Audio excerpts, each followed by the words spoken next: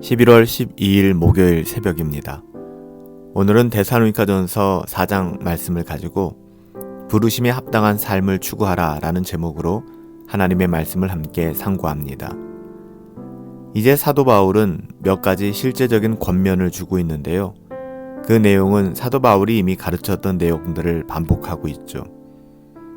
기독교라는 우리가 믿고 있는 종교는 관념이 아니기에 기독교는 늘 삶으로 나타나야 하고 삶으로 실천되어져야 합니다. 더불어 거듭난 하나님의 자녀들은 이러한 진리를 행할 의무, 마땅히 이 진리와 합당한 삶을 살아갈 의무가 있는 것이죠. 믿음으로 구원받았으니까 이제 내 마음대로 살아도 되겠구나 라는 방종으로 이어지는 것이 아니라 믿음으로 구원받았으니 그 믿음이 이끄는 삶을 마땅히 살아가는 것이 기독교이죠. 사도 바울은 먼저 결혼 생활 혹은 성적인 영역에 대한 권면을 3절부터 8절까지 이어주고 있습니다. 사실 데살로니가 지역은 성적으로 많이 타락했던 도시였습니다. 그리스도인은 한 남자와 한 여자가 만나서 하나가 되는 부부의 언약 관계를 소중히 여겨야 하죠. 그리고 이것을 거룩함으로 이어가야 합니다. 우리가 하나님의 뜻은 거룩하다라고 할 때 특별히 성적 영역에서의 거룩함을 말하는 부분도 있죠. 거룩이 구별되다라는 의미를 가지고 있다는 사실을 안다면 그리스도인은 어떻게 이 세상 풍조를 따르지 않고 이 세상의 가치관을 따르지 않고 구별된 삶을 살아야 되는지를 깨달을 수 있을 것입니다. 간음이나 음란함은 형제를 해하는 일이라는 사실을 우리는 잊어서는 안 됩니다. 이런 일들에 대하여 하나님은 반드시 원수를 갚으신다라고 말씀하십니다. 이 명령을 거절하는 것은 성령 하나님께서 주신 하나님의 뜻을 거부하는 것이죠. 이것은 혼전 성관계, 혼우의 관계, 또 동성애, 이것들이 너무나 가볍게 여겨지는 오늘날 우리의 풍조들 동일하게 드러내고 있는 것 같습니다. 따라가지 말라는 것이죠. 구별되라고 하는 것입니다. 이렇게 계속해서 구체적인 조언들과 권면들을 이어가는데요. 두 번째는 노동에 관한 권면이 9절부터 12절에 이어집니다. 여기서 노동이라 함은 일과 우리의 직업에 관한 권면일 텐데요. 특별히 헬라 세계에서 육체의 노동은 노예들이나 하는 부정적인 것으로 여겼지만 사도 바울은 이 노동이라는 개념에 새로운 노동 윤리를 가르치고 있는 것입니다. 저마다 자기 일을 해야 하고 육체의 노동, 즉 손으로 하는 일이죠. 그 일을 힘써야 한다라고 가르치고 있습니다. 이는 교회 밖에 있는 사람들에게 본이 될 뿐 아니라 물질적 궁핍을 면하게 하는 지혜이기도 합니다. 우리는 부지런히 일해야 하며 또 그 일을 소중히 여겨야 하는 것이죠.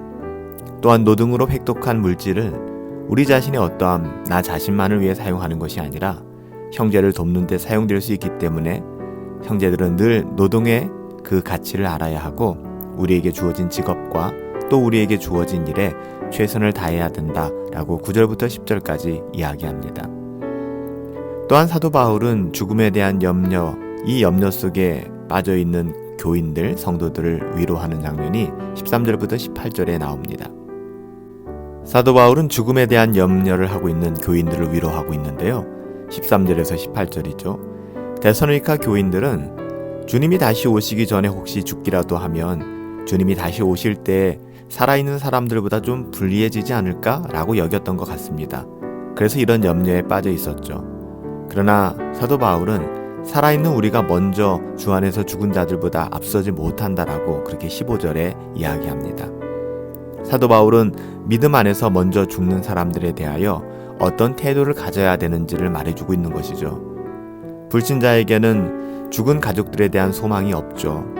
하지만 믿는 사람들, 하나님의 자녀들은 주님 안에서 다시 만날 소망이 있기에 불신자들처럼 슬퍼만 할 수는 없는 것입니다. 우리가 슬퍼하지 않는 이유, 죽음을 두려워하지 아니하고 죽음을 그렇게 슬퍼하지 않는 이유는 이렇게 주 안에서 다시 만날 소망이 있기 때문입니다. 물론 이것은 전혀 슬퍼하지 말라는 말은 아닙니다. 죽은 자들은 몸과 영혼이 다 죽어서 주님의 재림 때까지 무의식 속에 있는 것이 아니에요. 몸은 주의 재림 때까지 부활을 기다려야 하지만 영혼은 바로 주와 함께 있게 될 것이고 사도 바울은 여러 번 이 부분에 대해서 이야기했고요. 주님도 십자가상에서 누가복음 23장 43절에 보면 이 부분들을 언급해 주셨죠. 먼저 죽은 자들은 주님의 재림 때 주님과 함께 임하실 것이다 라고 이야기합니다. 그들의 부활이 먼저 일어나고 주님의 재림 때 살아있는 자는 공중으로 올라가 주님의 재림을 맞이하게 될 것이라는 것이죠. 성도는 세상의 풍조와 구별되도록 거룩하게 부르심을 받은 사람들입니다. 성도는 하나님의 뜻을 추구하고 살아가야만 하죠. 하나님의 자녀들의 삶이 그렇지 않습니까? 하지만 세상의 풍조는 우리의 삶 속에 녹록지 않아요. 세상의 풍조가 큰 힘으로 우리들의 믿음을 흔들어 놓을 때가 너무 자주 있습니다. 우리가 경건을 추구하고 하나님의 말씀에 견고하게 서지 않는다면 우리는 이러한 세상 풍조에 저항할 수도 없고 이길 수도 없게 될 것입니다. 하나님의 말씀을 아는 바른 지식은 하나님의 자녀들에게 한없는 위로가 되고 거룩을 위해 살 수 있는 유일한 힘이 된다는 사실을 우리는 잊어서는 안 될 것입니다. 사랑하는 여러분들은 이것들을 알고 경험하고 계십니까? 부르심에 합당한 삶을 추구하시며 또 하나님이 주신 믿음을 가지고 우리에게 주어진 삶을 살아내고 계십니까? 하나님께서 교회에 이런 은혜를 주시기를 구합니다. 사랑하는 성도 여러분, 하나님의 뜻에 순종하십시오. 늘 하나님의 말씀에 귀를 기울이십시오.